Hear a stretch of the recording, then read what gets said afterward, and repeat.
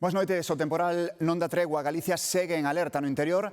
Temos aviso amarelo por nevaradas. Alimentan esa neve por unha banda unha fronte fría e por outra unha humidade que parece non ter fin. De onde sae toda esa auga? Ven dende o trópico neste corredor que ven por aquí en cor azul, formado por unha borrasca situada nas Illas Británicas e polo anticiclón na zona das Canarias. Eso forma ese corredor que manda toda esta cantidade de auga que agora, como dicimos, ten forma de neve en moitos puntos do interior do país. Estamos nunha das áreas máis afectadas, Xoel. Aí na Gudiña, cal é agora mesmo a situación?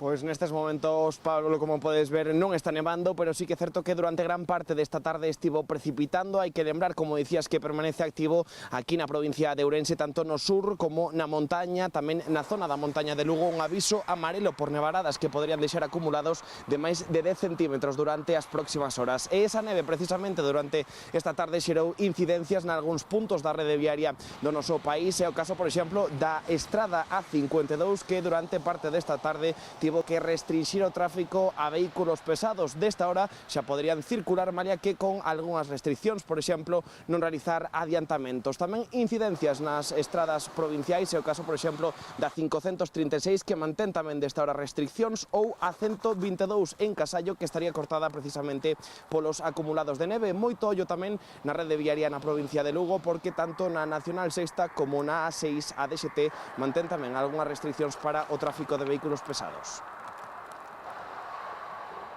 A cota de neve baixou no interior de Galicia ata 600 metros e non tardou en causar problemas no tráfico por estradas, incluso en vías de alta capacidade como a A52. Chegou a estar pechada pros camións entre as provincias de Ourense e Zamora. Posteriormente reabriuse coa prohibición de adiantar o tráfico pesado e límite de velocidade a 60 km por hora pros turismos.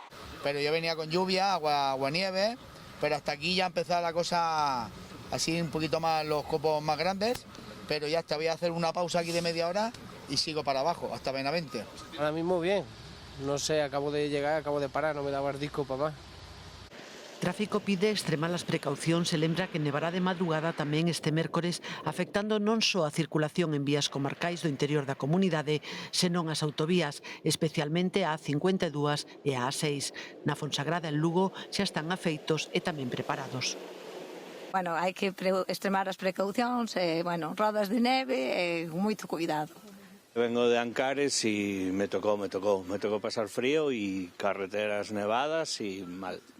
Nas zonas de montaña, neva sobre nevado. En Pedrafita había anos que non tiñan un inverno tan branco. Estamos un pouco sorprendidos porque non pensamos que iba a caer tanta cantidade de neve, encima da que xa temos. A DST recomenda consultar o estado das vías na súa páxina web antes de sair á estrada e planificar a viaxe. E lembra que compre deixar o carril esquerdo libre para permitir o paso de vehículos de conservación das vías e máquinas quitaneves.